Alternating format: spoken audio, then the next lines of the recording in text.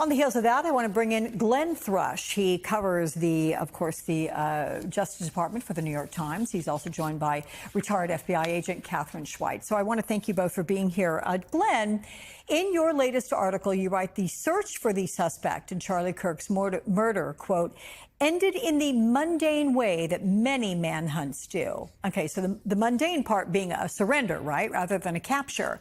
But how do you describe getting to that point? Is there anything less mundane there?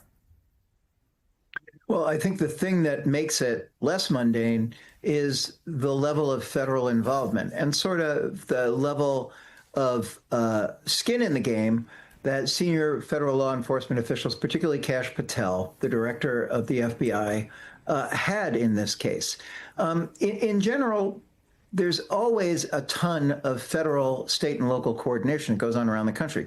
You know, most people have a sort of crisis-related view of the FBI in particular, and other federal agencies, the DEA, the ATF, ICE.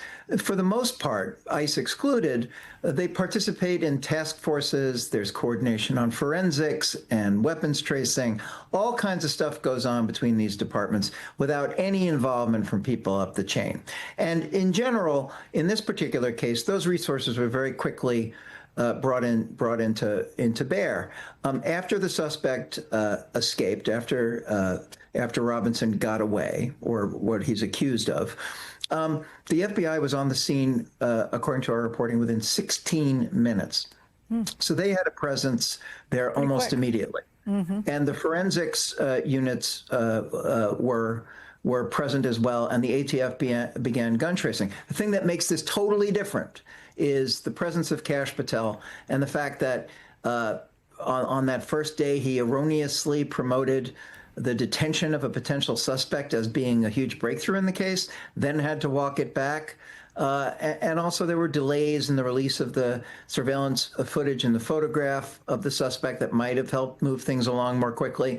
So long story short, it proceeded very much as most investigations go, with the overlay of this sense of seeking publicity and to justify the federal involvement that Patel has injected into this. Okay, and so to that end, what you're saying is Patel or another FBI director would have stayed in Washington and not come on the scene necessarily at that point.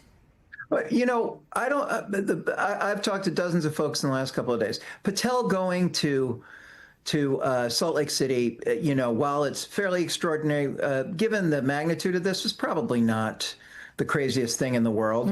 But the notion that he's seeking to project, I think it was really noteworthy yesterday when he stood before the cameras. Governor Cox was talking about the work of the local law enforcement. He thanked the federal partners, and he made this plea for civility.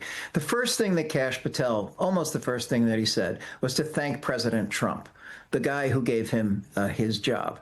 And then to aggrandize the accomplishments of the FBI under his watch, and then to sort of spout what has been kind of his political slogan, which is letting cops be cops.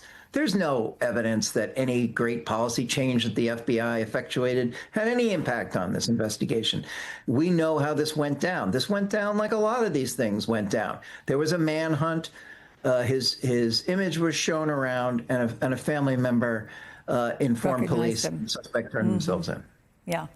So, Katherine, a New York Times article reports that as a teenager, the accused gunman excelled in school. I saw one place where he had a 4.0 GPA at points. He was very well liked by his peers and his teachers, but recently neighbors described him as shy, nervous, scared. He also developed an increased interest in politics in recent years. So how difficult is it identifying changes like this as something more than just, you know, evolving interests as people are maturing? No, that's a great question, because that's exactly what we always struggle with. And I don't mean we as law enforcement officers. I mean, we as a society, people change. And somebody who's very shy in high school turns out to be the most gregarious person in college or at their job site. So the challenge is the burden really, I think, belongs on the people who are out there seeing these individuals day to day, that is where the changes come. That, in my experience working in mass shootings, the individuals who commit this kind of attack, they are rarely on somebody's, so to speak, radar, but the people around them see their behaviors change. And that's what we really have to rely on.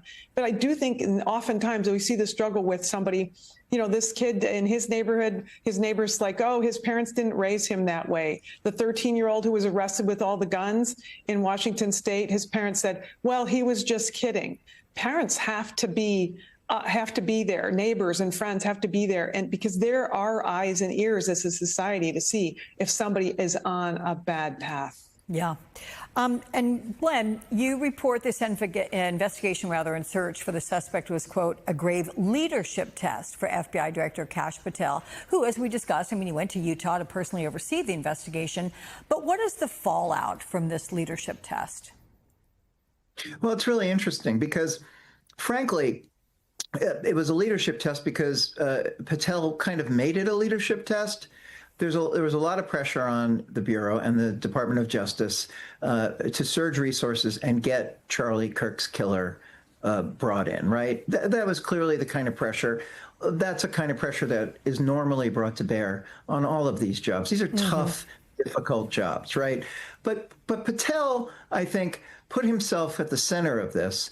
He put out that tweet that I previously referenced with the erroneous information 5 minutes before Governor Cox was due to give the first press briefing on that. And there's been reporting also that Patel has had some turbulence in terms of the way that he's perceived in the White House. He has a very staunch ally in Stephen Miller, one of the president's top advisors.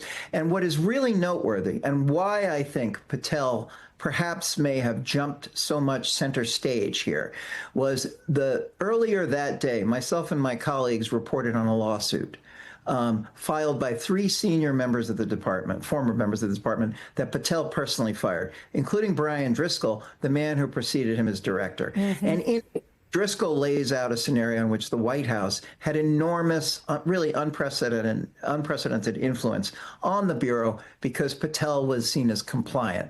It also included some really unflattering personal details about the fact that he loved social media, gave out these oversized challenge coins, was handing out cigars to people. So I think Patel has felt like he's on the hot seat really since the Epstein files fiasco, and is attempting to do what he did as a podcaster, which is project this image of strength. And frankly, at the moment, it has appeared to have backfired. And he probably will not appreciate the New York Times report that said that he on Thursday screamed using a lot of bad language to 200 FBI officials, agents who were gathered on a online kind of call. So, Catherine, while Utah voting records show that the suspect, he was unaffiliated with a political party, political violence is certainly increasing against members of both political parties.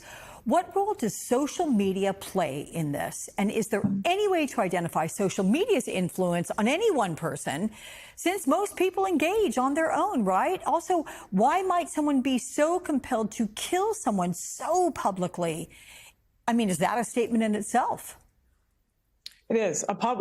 Somebody who chooses to do an assassination, and what we see in the people who are committing mass murders right now or assassinations right now are looking for the glory. And we see that in people who are repetitive, idolizing, for instance, the Columbine killers, the Sandy Hook shooter, those shooters that follow on, which we saw in, the most recent high school shooting in Colorado.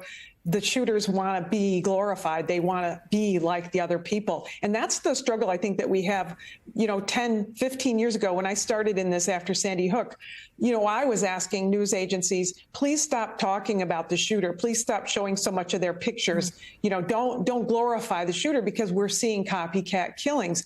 Now, traditional media, I think, isn't really doing that they're doing such a great job of trying to balance and ensure that they don't add to the story, as the research has told us that they encourage copycat killing. The earlier coverage did. But now I don't think they do that. The problem is social media is there, and social media isn't going away. And everybody who is out there and wants to find their like-kind hate group is going on social media and finding the group that says, I want to be a Columbine killer.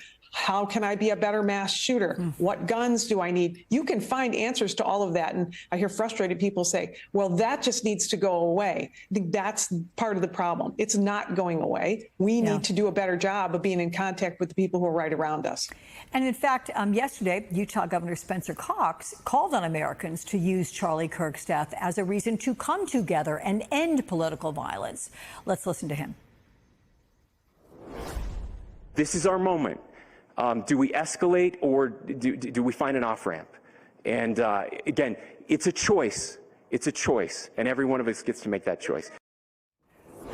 So, tough question here, Catherine. Is it too late for us to find that off-ramp that he's talking about? You mentioned social media. That's not going anywhere. And if it's not too late, how do we do it? Where do we begin?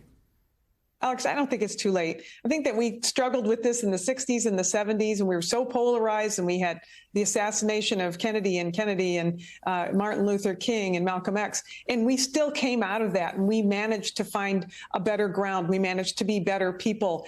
I think right now, one of the things that we need to do is stop complaining and start acting. And part of that starting to act, for instance, is everybody should look at their own social media feeds and say, what have I been professing? Can I clean my own social media feed up? Can I stop passing along memes that identify people by groups instead of individuals? Less hate, more kindness is really the solution. As simple as it sounds, we want our kids to learn that on the playground. Why can't we learn that as adults?